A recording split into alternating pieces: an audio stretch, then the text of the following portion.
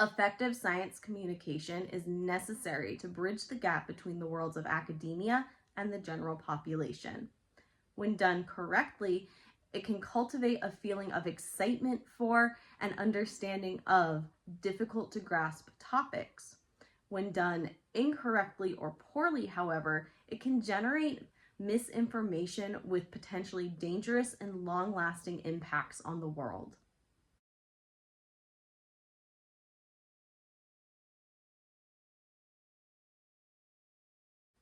Hello and welcome to the channel. As always, I'm your host, Morgan.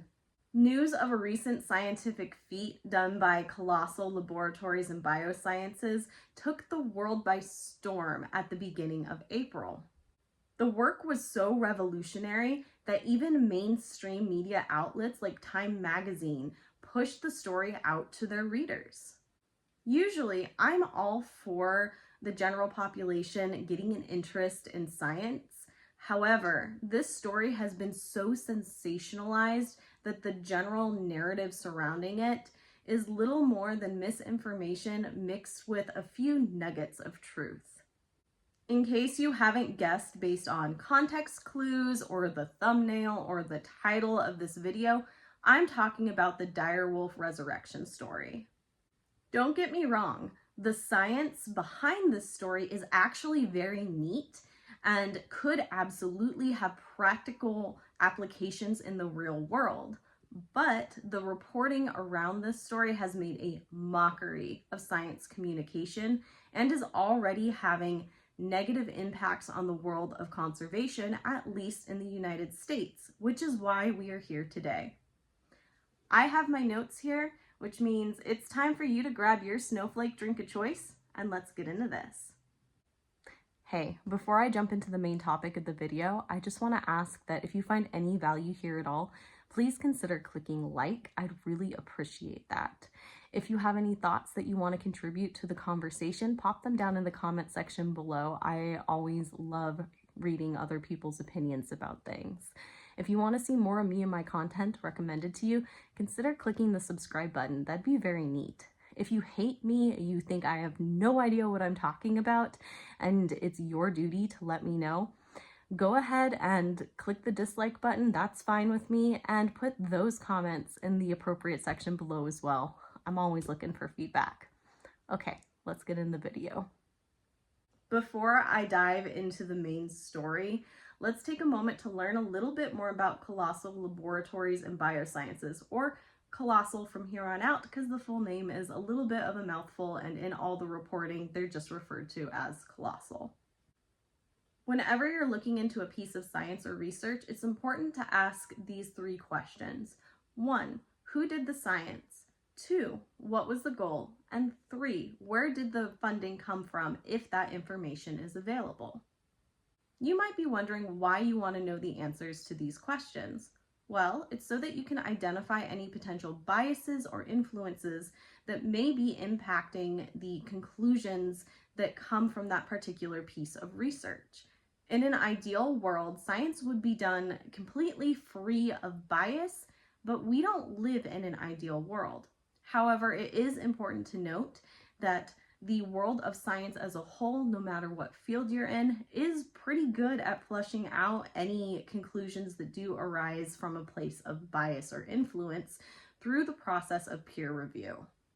To answer all of these questions today, I've gone straight to Colossal's website, so everything is publicly available and pretty easy for anyone to access as long as they have an internet connection. So, who did the science? The easy answer is the researchers at Colossal did the science. But let's take a step back and ask, who or what is Colossal? Per their website, Colossal is a bioscience company that is using modern technology and ancient DNA to create new software and technology to advance the science of genomics. To put it a little more simply, they're using modern technology to sequence ancient genomes from extinct species and then seeing how they can use that information to modify the genomes of extant or currently living species. This isn't meant to be a deep dive into Colossal and their research, but if there is any interest, I would be willing to dive in and make a video on that in the future, because what they're doing is actually pretty interesting. And I know that I might be biased because I think biology is neat and bio is my background, although I'm more interested in the macro level and not necessarily the micro level. It's still pretty cool to look at and think about what they're doing. But let's move on to question 2. What goal does Colossal claim they have in mind as they do this work?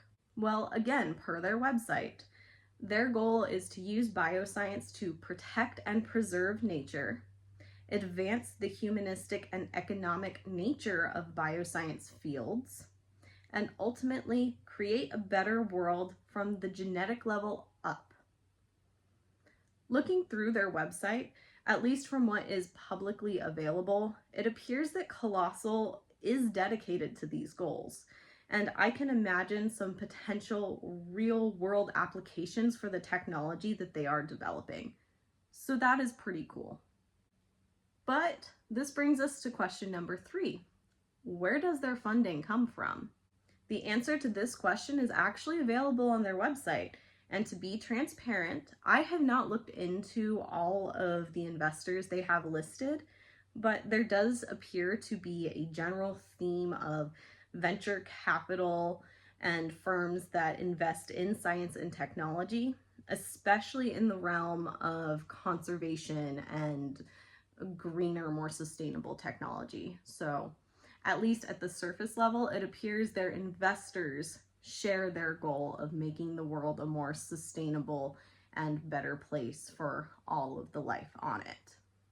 To wrap this section up with a neat little bow, Colossal is a bioscience company that is starting at the genetic level and working towards the goal of making the world a better place for nature and humanity alike.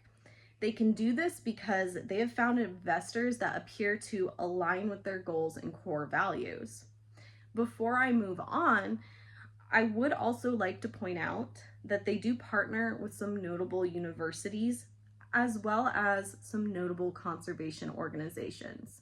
So the likelihood of their whole goals and values pages being a complete fabrication, in my opinion, appears to be pretty low, and it does seem that at least at time of recording, the company as a whole is sticking to the values that they claim to have. So, what exactly is the Dire Wolf project that we're talking about today? I'm willing to guess that by now you've probably seen this image from Time magazine depicting one of the 3 dire wolf pups, Remus, with the word extinct crossed out and a subtitle claiming that he's one of the first 3 dire wolves to exist in more than 10,000 years. This image can be seen by going to the article titled "The Return of the Dire Wolf" that I have linked down below. But it also looks like this is the cover of the issue that Time has dubbed their Dire Wolf issue. If you take the time to read the article in its entirety, you will see that the author did make it clear that the dire wolf resurrection story is not as simple as the headlines from the Time article and other publications as well have made it seem. I have read the article and I admit that it is quite long, and the information about the actual process that brought these pups to life is, in my opinion, buried under fluff. It is unlikely that an average reader who just wants a nice story about some wolf pups from an allegedly previously extinct species is not going to read far enough to learn the nitty-gritty details of the science involved. They're likely only going to read far enough to validate the claim from the headline. Put a pin in this point because we're gonna come back to this later in this video. Now, I'm going to answer a question that I hope is on your mind. Did Colossal pull a Jurassic Park and resurrect an extinct species? The short answer is no. But allow me to present the long answer and explain why. What Colossal has accomplished is successfully producing 3 gray wolf pups that have been genetically modified to resemble the extinct direwolf species. It is important to note that there is some debate as to whether these pups can technically still be considered gray wolves due to the manipulation and modification of their genes. But for the average person, that's honestly just nitpicky industry level debate at this point, and you don't really need to concern yourself with it too much. I'm going to attempt to break down the whole process a little bit more for anybody curious, since I'm sure there's still some questions to be answered. All of this information is being sourced directly from Colossal's website, as well as 2 articles, one from the Associated Press and one from Phys.org, which I chose because they're a little more digestible for the average reader than the Time article, and they lack the misleading headlines that a lot of other publications have given this story. The process began when Colossal extracted DNA from fossilized direwolf remains, 2 samples being from a 13,000-year-old tooth and a 72,000-year-old ear bone. Once the DNA was extracted, they were able to sequence the genome and compare it to the genome of gray wolves. They found 20 genetic differences that were identified to be the key to the direwolf's appearance. The Colossal scientists then made those 20 edits to the gray wolf genome and modified some cells using a gene editing tool known as CRISPR-Cas9. Those modified cells were then used to create embryos, and those embryos were then implanted into surrogate domestic dogs, resulting in the birth of the 3 direwolf pups that everyone has been talking about. It is very important to note here that there is no way to know exactly how much these 3 pups actually resemble the extinct direwolf. Considering the fact that the evolutionary split between direwolves and gray wolves took place more than 300,000 years ago, it is incredibly unlikely that there are truly only 20 genetic differences between the 2 species. What this experiment has done is demonstrate an extreme example of the application of gene editing technology. Of course, there are still other questions that are currently left unanswered. For example, will these pups experience hardships reminiscent of cloned animals, such as a shortened lifespan? Only time will tell, especially in the lifespan question.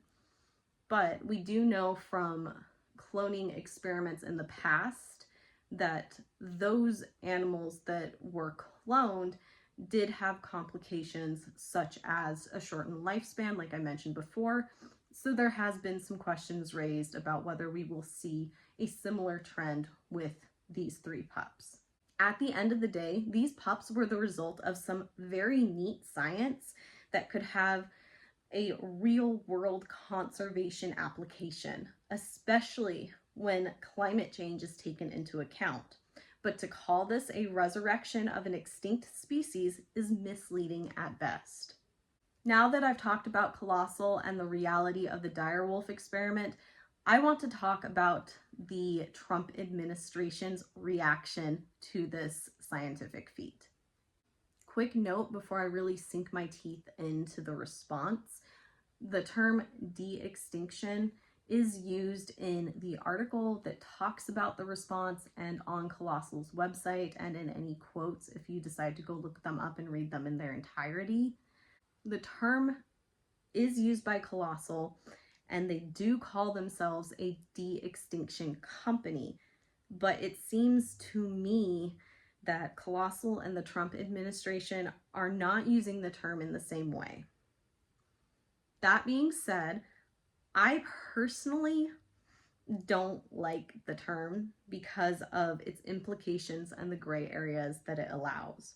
I'm all for language evolving, but in this case, I think that it is not responsible to use this term, especially considering the current political climate. It seems that Colossal's using this term more as a transformative conservation-based term because they're bringing the past into the future.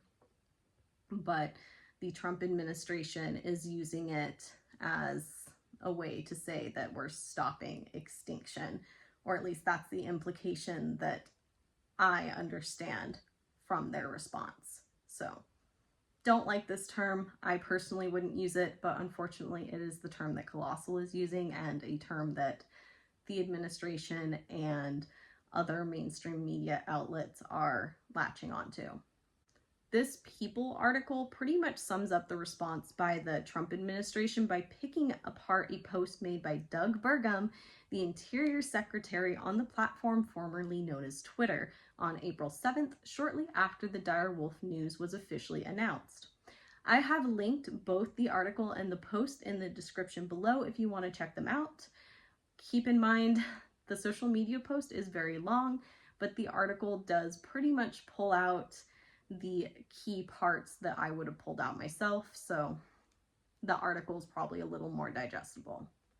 The long and short of Dougie Boy's post is that he seems to believe that thanks to Colossal's work, there's no need for an endangered species list. He compared the list itself to the Eagles' song Hotel California, saying that once a species is on it, they never leave, which is a gross oversimplification of what it takes to recover a species and move them through the ranks of endangered to threatened back to not threatened. So that's lovely. He also talked about the department's excitement over de-extinction technology and the potential to recover a lost species, fundamentally changing how we go about protecting endangered species. Which again is a gross oversimplification of everything.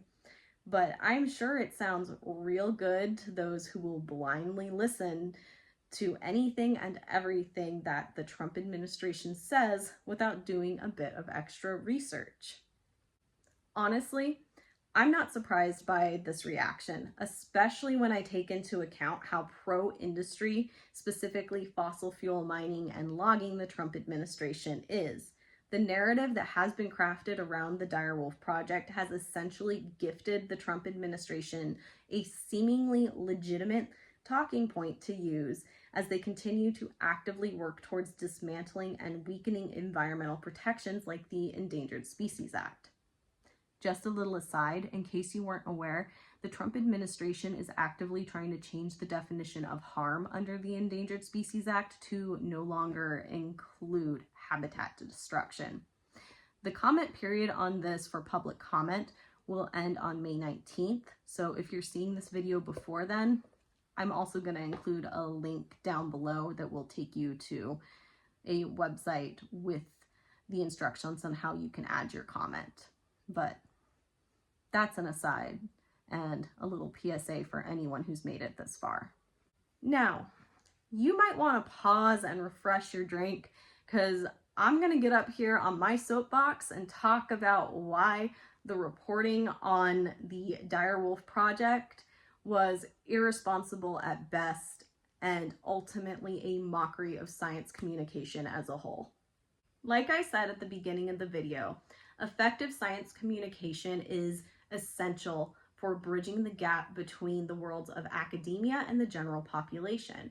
Your average everyday person is simply not equipped to pick up a piece of scientific literature and completely understand the information that's being communicated within. And that is not a failing of the average everyday person. Maybe it's a little bit of failing of the school system for not introducing kids to the skills needed to kind of unpack these very dense pieces of reading. But It's also important to remember that scientific papers are written by experts in their field for other experts in the field.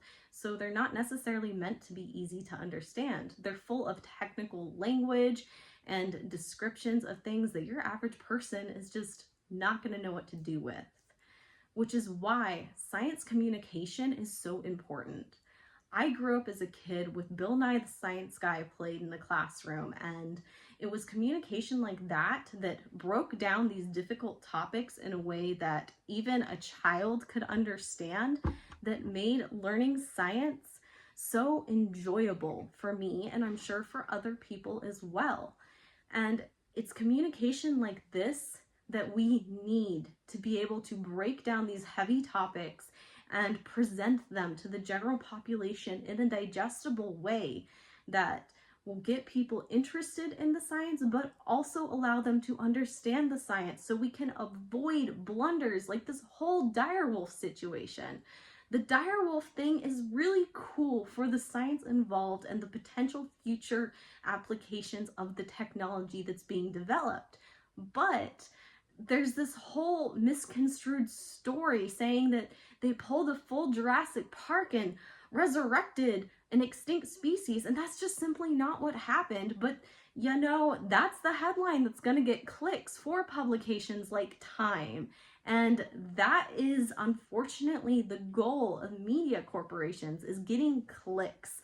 They're less concerned with presenting information in a true and accurate way that will get the average reader a full understanding of the situation, and they're more interested in getting the clicks and therefore dollars that go along with the ad revenue and maybe subscription fees. That is what they are interested in. They are not interested in, at least in my opinion, being effective science communicators. And so we get stories like this direwolf situation that makes a mockery of science communication as a whole, because we see these mainstream sites appearing to communicate science where you then see those of us over here in the science communication world, or at least adjacent to it, going, what the heck? What actually happened is buried so far under fluff that your average everyday person is going to go take this story to their friend and be like, hey, they can bring back extinct species, and then snowball this into what at least the administration in the United States is trying to do, and say, looks like we don't need to be so concerned about losing species because they can just resurrect them now, which is not happening. That is a gross oversimplification of everything. If this one piece of science has just been so fully misconstrued in the way that it's been reported on, imagine what else is going to come if these companies find out that, oh, I can generate clicks by making a story seem really cool, and if I spin it in a way that the current political power likes, then we can push their narrative, whether or not it's not exactly communicating the science that occurred. Okay, I'm gonna get off my soapbox here. That's what I have for you today. If you take anything away from this video, I want you to take away that the direwolf situation is really cool science that was unfortunately reported on in a way that generated misinformation, and misinformation that is likely going to be taken by an administration to push very anti-science and anti-conservation goals. As always, all of my sources are linked down in the description below, and I highly recommend you go check them out, because who am I but a girl on the internet? If you found any value in this video, please consider clicking like. If you have any thoughts to contribute to the conversation, pop them in the comment section below. If you want to see more of me and my content recommended to you, please consider clicking the subscribe button or follow me on any of my other socials. I'm most active over on TikTok and Instagram. If you absolutely hated everything I had to say here, you think I have no idea what I'm talking about, feel free to click the dislike and pop those thoughts in the comment section below as well. I'm always interested to read those. But since this is the end of our time together today, I would like to wish you a very good rest of your day, afternoon, evening, what have you, and I will see you all in the next one.